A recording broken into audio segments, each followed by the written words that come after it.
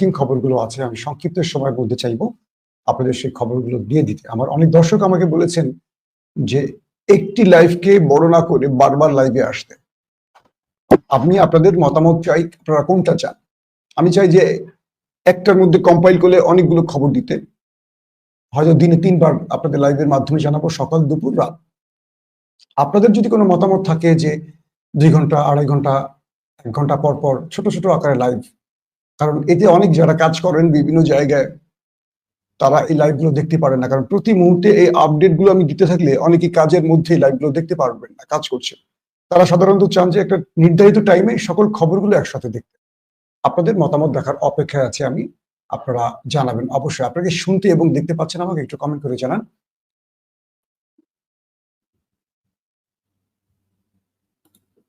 দর্শক, আমার আছে যে ব্রেকিং খবরগুলো আছে। প্রথম যে খবরটি, ইরানের ভেতরে পারমাণবিক সাইডের কাছে 5.2 মাত্রার একটি ভূমিকম্প আঘাত হেনেছে। তবে কি দখলদাররা ইরানের নিউক্লিয়ার সাইট ধ্বংস করে দিয়েছে, নাকি ইরান মাটির নিচে একটি পারমাণবিক বা নিউক্লিয়ার টেস্ট চালিয়েছে? এবং ইরান গত রাতে নতুন এক ধরনের নতুন ভেরিয়েন্টের একটি ড্রোন এবং মিসাইলের সফল পরীক্ষা চালালো মানে কি, দখলদার দেশে আক্রমণ চালিয়ে সেই ড্রোন এবং মিসাইল দখলদার দেশটির মধ্যে ব্যাপক তাণ্ডব চালিয়েছে। বলা হচ্ছে দখলদার দেশের বেশ কয়েকটি শহরে সারা রাত ধরে ইরান মশা মেরেছে, বুঝতে পারছেন তো? ঠাস ঠাস করে মেরেছে মশা। দর্শক, পাশাপাশি ভ্লাদিমির পুতিন এবার বলেছেন দখলদার দেশটি এবং তাদের বিশ্ব মোড়লরা পৃথিবীকে 3য় বিশ্বযুদ্ধের দিকে টেনে নিয়ে যাচ্ছে। ইসরায়েলকে থামতে হবে, নতুবা পুরো পৃথিবী ধ্বংস হবে। এবং বিশেষ করে ইরান তার যে সর্বশক্তি দিয়ে এখন আক্রমণ করছে, এটা কোনোভাবে ঠেকাতে পারছে না দখলদার দেশটি, এবং তাদের আকাশ প্রতিরক্ষা সিস্টেমগুলো এখন অকেজো হয়ে গেছে। ইরানের আক্রমণেও সাইরেন পাচ্ছে না, এবং ইরানের কোনো মিসাইল ড্রোনকেও ঠিক মতো ডিটেক্ট করতে পারছে না। সব মিলে আজকের লাইভ সেশনটি প্রথমে বলি, ইরান কিন্তু 65 বা 69-এর এই সময়টার মধ্যেই পারমাণবিক শক্তিধর হয়েছে, কিন্তু ইসরায়েল কখনো স্বীকার করে না তাদের কাছে নিউক্লিয়ার আছে, আবার এটাও বলে না যে আমাদের কাছে নাই। পৃথিবীর একমাত্র দেশ দখলদাররা যারা নির্বিঘ্নে বাধাবিহীন নিউক্লিয়ার তৈরি করেছে, তাদেরকে পশ্চিমা দুনিয়ার কেউ থামায়নি, থামতে বলেও নি। সিআইএ প্রথম জানিয়েছে যে দখলদার দেশটির কাছে নিউক্লিয়ার আছে, অর্থাৎ তারা নিউক্লিয়ার বোমা তৈরি করেছে, ওয়ারহেড তৈরি করেছে, এবং তারা এটি বায়ুমণ্ডলে পরীক্ষা চালিয়েছিল, কোন একটি গোপন বায়ুমণ্ডলে। এটিও দখলদাররা কখনো স্বীকার করেনি যে তারা এই পরীক্ষা চালিয়েছে। তো পৃথিবীর সবাই জানে দখলদার দেশের কাছে নিউক্লিয়ার বোমা আছে, কিন্তু তারা কখনো মুখে বলেনি, আবার তারা কখনো বলেনি যে আমাদের কাছে নেই। সাম্প্রতিক প্যালেস্টাইন দখলদার যুদ্ধে ইরানের বেশ কয়েকজন মন্ত্রী মুখ ফুসকে বলে ফেলেছিল, যদি হিজবুল্লাহ বা ইয়েমেন বা ফিলিস্তিনিরা বাড়াবাড়ি বেশি করে, তাহলে আমরা নিউক্লিয়ার অ্যাটাক করে বসবো। এইরকম একাধিকবার বলেছিল, একাধিকবার দখলদার মন্ত্রীরা। এর পরপরই মোটামুটি চাপ আসতে শুরু করে, কিন্তু চাপ দেবে কারা? ওরা তো পশ্চিমা দুনিয়ার মূল কি বলবো প্রিয় ভাজন, ওদের তো আসলে চাপ আসবে না। এটা বাংলাদেশ, পাকিস্তান, ইরান, তুরস্ক, মুসলিম কান্ট্রি হলে ওদের জন্য মাথা ব্যথার কারণ হবে। এরপর তার বক্তব্যকে সে পিছিয়ে নিয়ে বলেছে যে না, এটা আমি ভুলক্রমে বলেছিলাম। ভুলক্রমে এরকম কথা কোনো মন্ত্রী বলতে পারে না যদি তার ঘরে পারমাণবিক বা নিউক্লিয়ার বোমা না থাকে। তো বলা আছে যে দখলদার দেশটির কাছে এই মুহূর্তে অ্যাক্টিভ 90টি পারমাণবিক বোমা রয়েছে, 90টি ওয়ারহেড তাদের কাছে আছে দখলদার দেশের কাছে, এবং বলা হচ্ছে 300 থেকে 350 ওয়ারহেড তৈরির জন্য তাদের কাছে ইউরেনিয়াম সমৃদ্ধ করা আছে, তেজস্ক্রিয় বস্তু তাদের কাছে জমা আছে। তারা চাইলে 300 বা 350 বানাতে পারবে। অথচ দেখেন, এই দেশটি ইরানের পারমাণবিক প্রযুক্তি ধ্বংসের জন্য উঠে পড়ে লেগেছে। যার নিজের ঘরে গোপন নিউক্লিয়ার বোমা রয়েছে, সে আরেকটি দেশে নিউক্লিয়ার ধ্বংসের জন্য ব্যস্ত হয়ে গেছে। পৃথিবীর একটি দেশ প্রশ্ন করেছে, America, Canada, Britain, France, German, Spain, Ireland, Australia বা ভারত, হোয়াটএভার, যত রাষ্ট্র আছে তারা কখনো প্রশ্ন করেছে মিস্টার নেতানিয়াহু, তোমার ঘরে কি করে নিউক্লিয়ার বোমা রয়েছে? যদি না থাকে তাহলে IAEA কে পরিদর্শনের সুযোগ দাও, আমরা ডিমোনাতে যাই, ডিমোনাতে গিয়ে দেখি তোমার ডিমোনাতে কি কি লুকানো আছে। অদ্ভুত ব্যাপার। এই প্রশ্ন বা এই জিজ্ঞাসা কেউ কখনো ইসরায়েলকে করে না। যার ঘরে অবৈধ সন্তান, সে অন্যের বৈধ সন্তানকে নিয়ে প্রশ্ন তোলে। এই বাচ্চা কবে হলো, কিভাবে হলো, এ বাচ্চার মাকে বাবাকে, আদৌ কি বাচ্চা হয়েছে কিনা, কোন গর্তে হয়েছে, কোন পেটে হয়েছে, কি কালারের হয়েছে, ছেলে নামে। আন্তর্জাতিক অর্থাৎ IAEA বলছে ইরানের কাছে এখন পর্যন্ত ইরান কোনো পারমাণবিক বা নিউক্লিয়ার বোমা তৈরি করেনি, কিন্তু ওরা বলছে ইরান তৈরির খুব কাছে। বিভিন্ন ছুতো খুঁজে ইরানের উপর একটা করে দখলদাররা। তো ইরান বারবার বলেছিল খবরদার, সাবধান হও, আমাকে ছোঁয়ার আগে চিন্তা করো, চিন্তা করো, চিন্তা করো। যখন ছুঁয়ে দিচ্ছে ইরানকে, ইরান তো এখন ধুমার ধুমায় শুরু।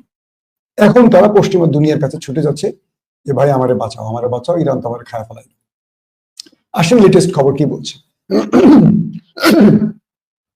বলা হচ্ছে যে ভ্লাদিমির পুতিন বলছেন দখলদাররা যা শুরু করেছে এটা এখানে থেমে যাবে না, এবং তার মোড়ল বাবা ট্রাম্প যা শুরু করেছে, তিনি যেভাবে মধ্যপ্রাচ্যে সবকিছু প্রস্তুত করছে, অস্ত্র সেনা রসদ বৃদ্ধি করছেন, এটা তৃতীয় বিশ্বযুদ্ধের দিকে যাচ্ছে। আমি দেখছি এটা তৃতীয় বিশ্বযুদ্ধের দিকে যাচ্ছে।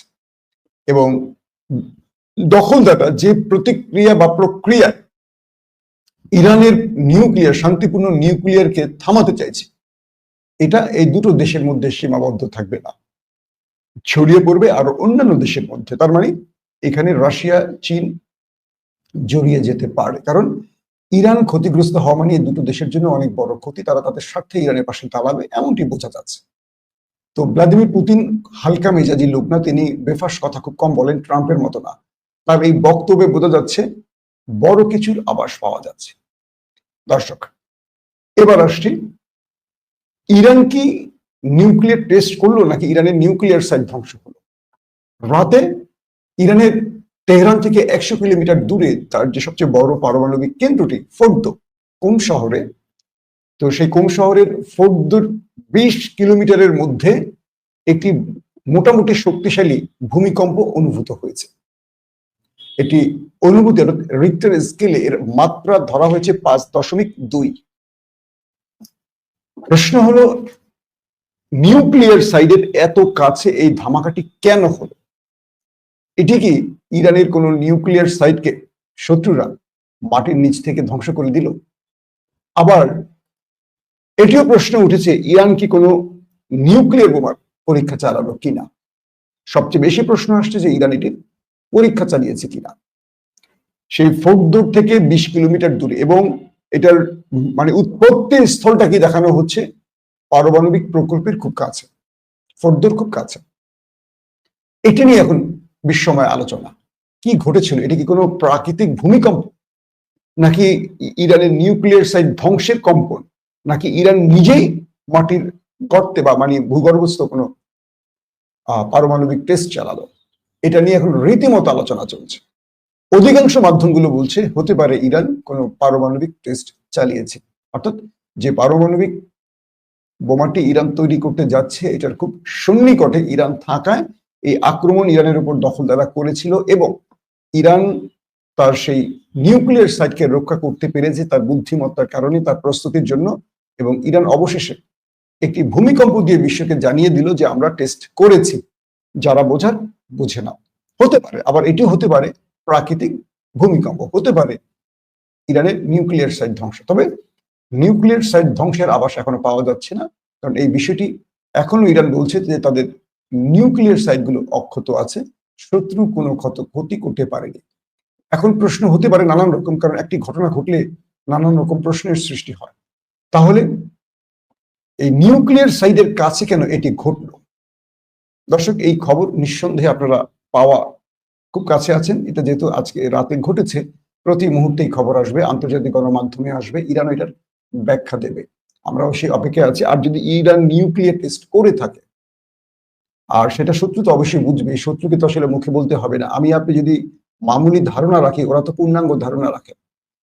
কোন ভূমিকম্প কেন হতে পারে, প্রাকৃতিক ভূমিকম্প আর নিউক্লিয়ার টেস্ট বা হিটের কারণে কি টাইপের ভূমিকম্প, বা এটা যদি সত্যিকার টেস্ট চালিয়ে থাকে সেক্ষেত্রে তার কিছু রেডিয়েশন বা কিছু তেজস্ক্রিয়তা অল্প হলেও তো বাতাসে ছড়াবে, এটা তো তারা বুঝতে পারবে। সবকিছু মিলেই ইরানের রাতের এই ভূমিকম্পটা নিয়ে একটা ধ্রুমজার একটা সন্দেহ সংশয় বিস্ময় তৈরি হয়েছে। এটার উত্তর অবশ্যই প্রত্যেকেই খুঁজতে চাইবে এবং ইরানও হয়তো এটার উত্তর দেবে। দর্শক, আসছি তারপরে ব্রেকিং খবরটি। ইরান গতকালকে রাত থেকে এখন পর্যন্ত যে আপডেট খবর পেলাম, তারা বেশ কয়েক ভেরিয়েন্টের মিসাইল এবং ড্রোন দখলদার দেশে পাঠিয়েছে। ইরান অবাক হয়েছে, মানে ইরান শুধু না, দখলদারও অবাক হয়েছে যে ইরান কালকে যেই ড্রোনগুলো পাঠিয়েছে সেই ড্রোনগুলোর নাম হলো ইসা গাজা 149 বা 147 এরকম একটি নাম।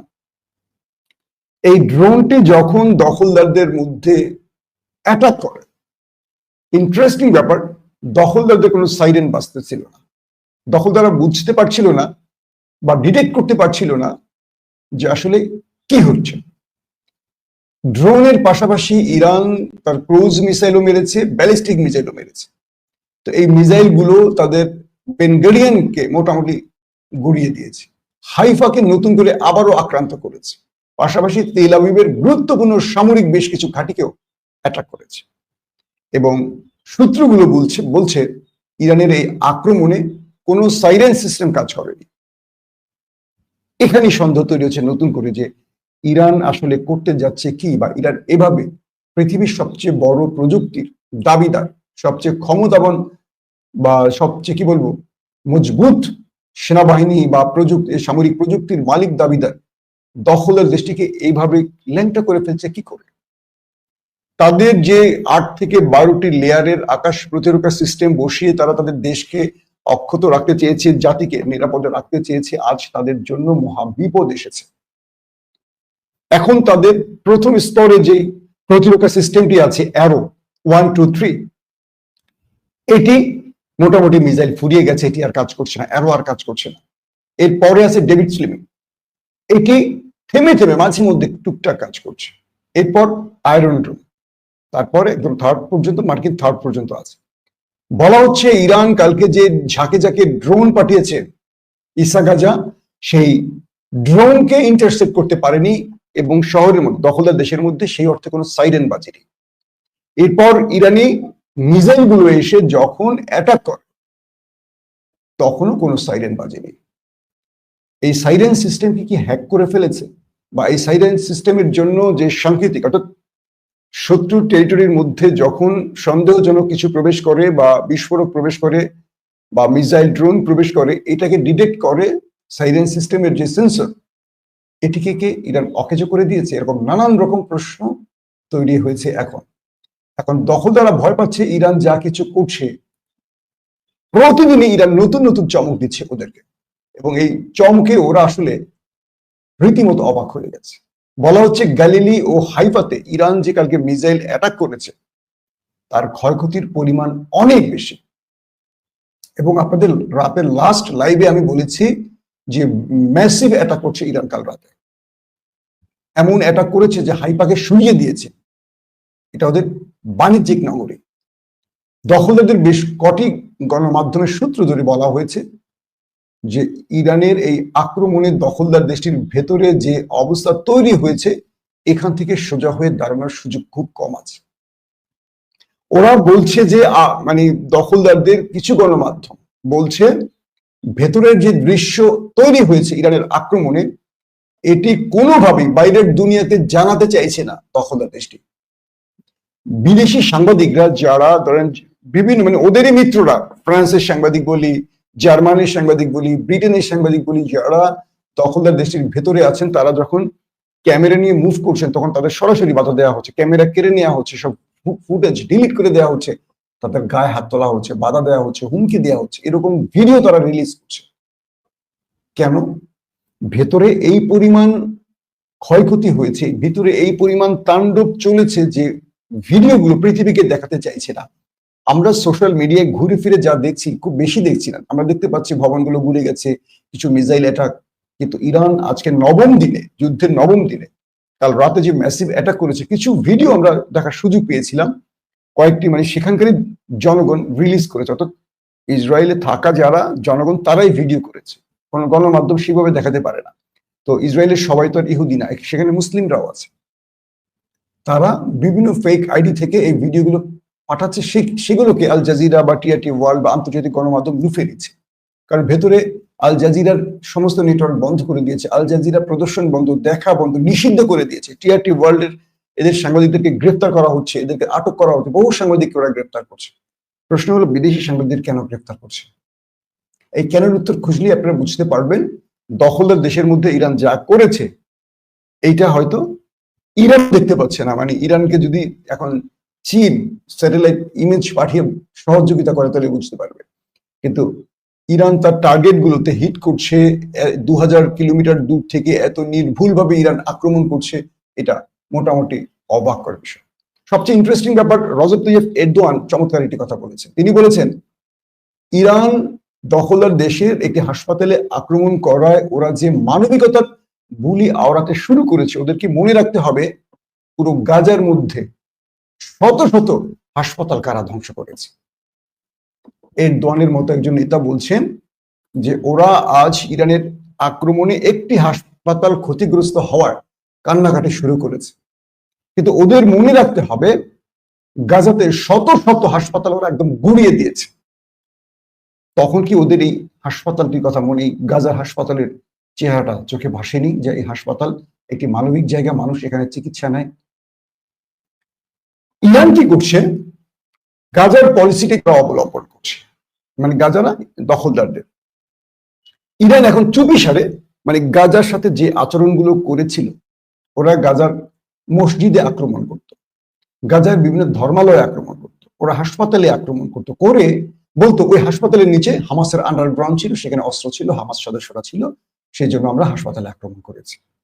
মসজিদে আক্রমণ করে, মাদ্রাসায় আক্রমণ করে, বিভিন্ন মন্দির প্যাগোডে আক্রমণ করে বলতো ওটার নিচে হামাসের সুড়ঙ্গ ছিল তাই আক্রমণ করেছি। বিগত 2 বছর ধরে ওরা এভাবে মিথ্যাচার করেছে। এবার সেই কাজটি করছে কে? ইরান।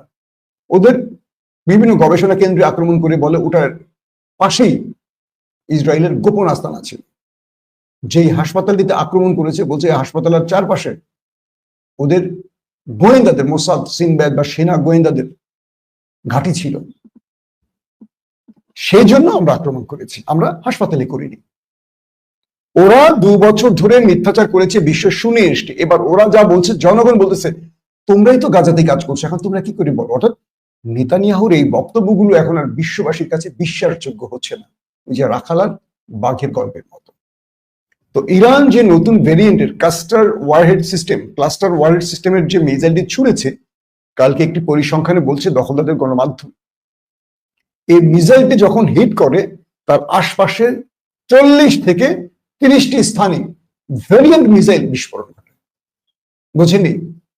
একটি বড় মিসাইল এসে একটা মূল টার্গেটকে হিট করবে, করার পর এটার ভেতরে থাকা আরো 40টি বা 20টি বা 30টি ছোট আকারের মিসাইল এখান থেকে বেরিয়ে আসবে, বেরিয়ে এসে প্রায় 8 কিলোমিটার অঞ্চল তাণ্ডব চালাবে সেই মিসাইল, মানে পুরো 8 কিলোমিটারকে পুরো লন্ড ভন্ড করে দেবে। তো ইরান তার লাস্ট নাইট একটি মিসাইলের কথা বলছেন, একটি মিসাইল অ্যাটাক চালিয়েছে ইরান। সে মিসাইল একটি, কিন্তু এত ব্যাপক ক্ষতি করলো কি করে? তখন তার যেই মানে মিসাইল ধ্বংসের পর তার ধ্বংসাবশেষ থেকে দখলদাররা এটা বুঝলো যে এখানে 40টির মতো বা আরো বেশি বা আরো কম মিসাইল অন্তর্ভুক্ত ছিল। এক মিসাইলে 20টি বা এক মিসাইলে 30টি বা এক মিসাইলে 40টি মিসাইলকে সেট করা আছে, বা আরো কম হবে, এক একটা ধরন এক এক রকম হবে। তো ইরান একটি মিসাইল মারছে, ধরেন মোসাদ কারজানা, সেখান থেকে 8 কিলোমিটার এরিয়ার মধ্যে ভেরিয়েন্ট আরো অনেকগুলো ক্লাস্টার ওয়ারহেড বেরিয়ে এসে শত্রুর পুরো অঞ্চলটাকে হ্রাস করছে। এই জিনিসগুলো কিন্তু ইরান পূর্বে কখনো বলেওনি, দেখায়নি, এগুলো জমা রেখেছে। এখন ইরান একটা একটা করে চমক নিয়ে হাজির হচ্ছে ওদের সামনে। আপনার বিষয়টা বুঝতে পারছেন? ইরান বলছে যে আমরা আমাদের গোপনীয় অস্ত্রের মাত্র 5% প্রদর্শন করেছি।